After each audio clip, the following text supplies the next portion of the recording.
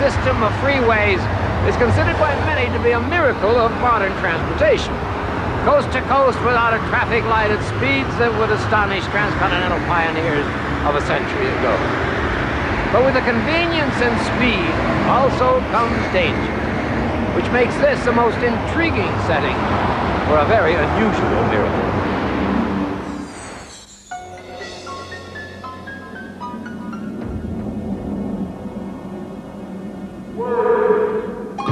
Wait!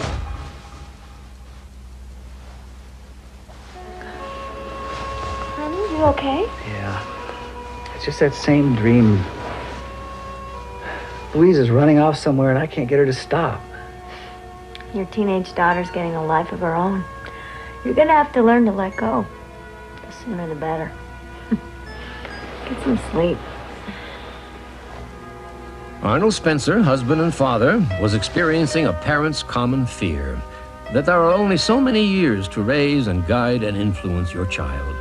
It was this father's odd, reoccurring dream that provided the first peek into that place where miracles are born. Are you throwing those shoes away? They're not even 2 months old. The soles are coming off already. I can glue that sole back on. Right, like I want to wear shoes to school that have been glued together. Sure, Dad. Hello? Oh, hi, Ruthie. Oh, hold on. I thought she was your best friend. Dad, none of the girls I hang out with really like her. Tell her I've gone, which I have.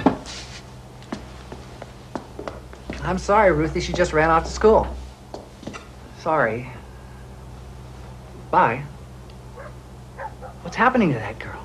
It's a teenage disease called growing up. What do you say we all go out tonight? For Chinese. Kent, I'm showing a house at 6:30 tonight. Meet for breakfast and for going to bed. This is family life? Am I getting too old-fashioned all of a sudden? Later, dude. Arnold Spencer's reoccurring and disturbing dream was no mystery. He was struggling hard to accept the young adult his daughter was becoming. He had provided all the material things to her, but could see that something had been lost along the way. Something, perhaps, only a miracle could recover. On a Saturday morning in October, the second ingredient of the Spencer family miracle fell into place. At 12:15, Arnold had picked up Louise at the mall and was taking a shortcut home. What is that?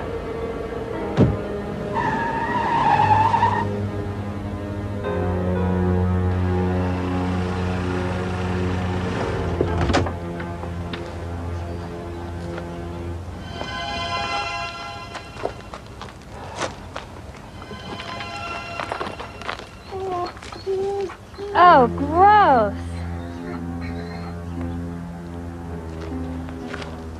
What are you doing? Dad, you're not going to put this poor animal in the car. It probably has some terrible disease. I'm sure not going to leave him here to die like this. Dad, I can't believe we're still here. The game starts at 2, remember? I'm sure the vet won't be much longer. Mr. Spencer? The downside is the dog is old, 11 or 12 maybe, and he's been starved and abused. If I can save him, and it's a big if, it could be expensive. Just put the poor thing out of its misery so we can go. Putting him down might be the best thing.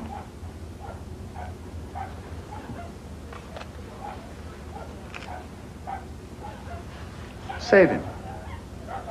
With those two words, the forces that are so often beyond human knowledge or understanding were set in motion.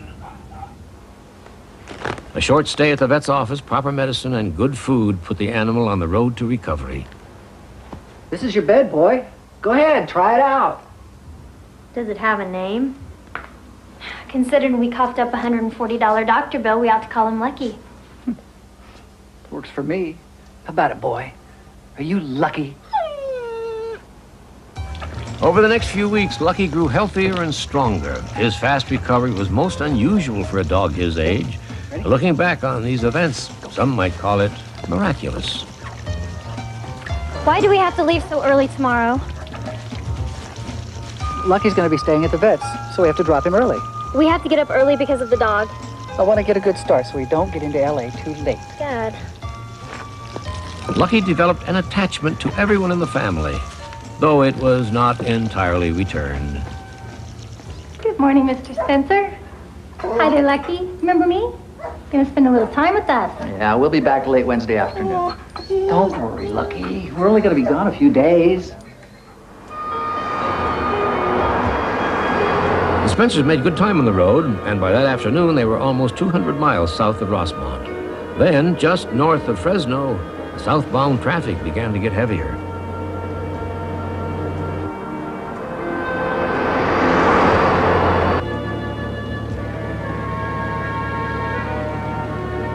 Suddenly we're getting into fog? Yeah, it's normal around here this time of year. Usually heaviest around Fresno, and then 50, 60 miles south, it's clear as glass. The Central Valley of California is notorious for the seasonal fogs that can shut down superhighways for hours. Driving this area, you can find yourself suddenly in an eerie gray world. I hate driving in this. Well, we're not far from the junction now. We'll have the worst of it behind us.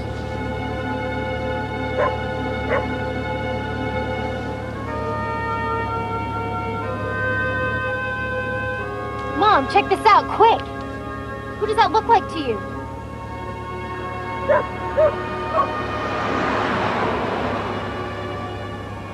That's not the oddest thing. Arnold? It appeared that their dog Lucky was running nearby. Arnold was persuaded to exit the freeway and check it out.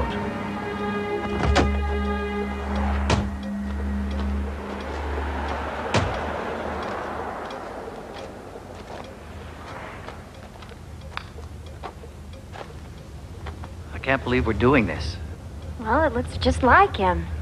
Lucky's locked in a kennel at the vet's. Maybe he got out somehow. We're 200 miles from home. This is creepy. It looked enough like Lucky to check it out. So what now? Lucky! Louise!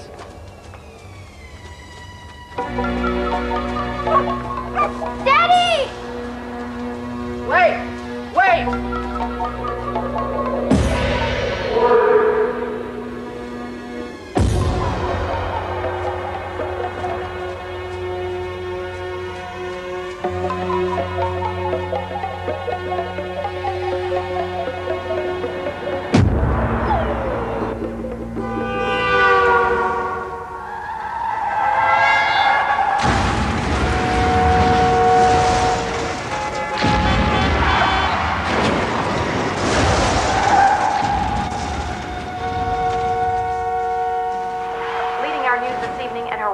Pileup, causing delays of up to 6 hours for the southbound traffic into Los Angeles.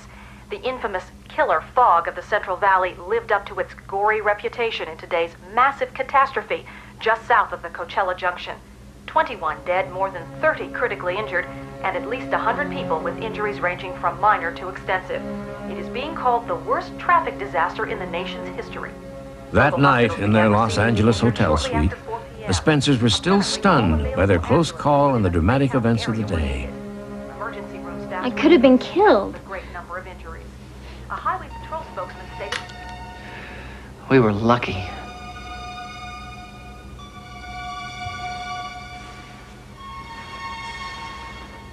If we hadn't gotten off that road when we did, we would have been right in the middle of that. You know something?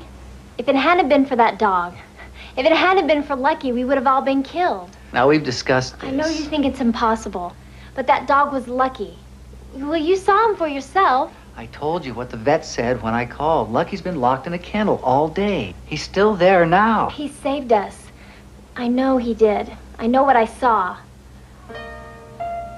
There was no point arguing. The sincerity of Louise's conviction caught both her parents by surprise.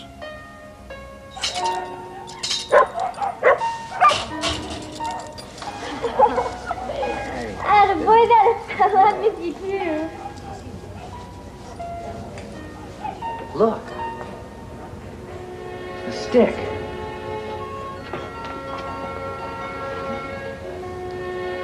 can't imagine where that came from. It was you, wasn't it? You did it. I knew it was you. It wasn't in the cage when I put Lucky in there. It's really odd.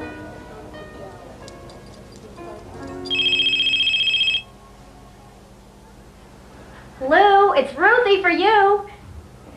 Tell her to meet me out front. I'm gonna take Lucky for a walk. Come on. She's going out with the dog and Ruthie?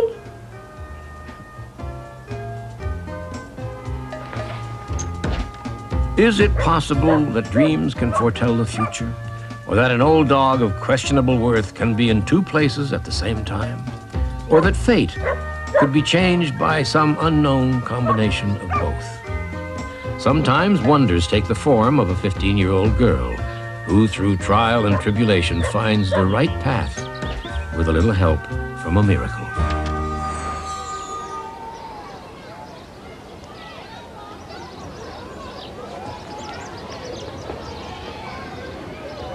A 17th century philosopher named Pascal once wrote, "Belief is a wise wager. If you gain all. If you lose nothing." It's a good bet.